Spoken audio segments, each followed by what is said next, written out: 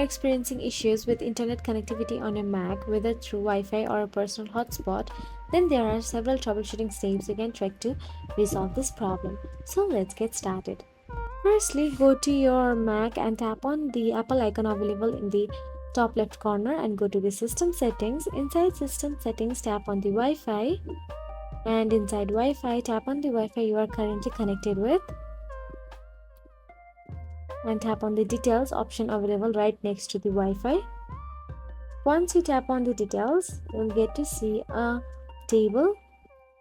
Now from the table or inside the table, choose the DNS option available in the left sidebar and make sure to use 8.8.8.8. It is a Google DNS. So after you do that, all you have to do is restart your Mac and it will start working. So that's it. If you found this video helpful, please like, share and subscribe our channel, and thank you so much for watching.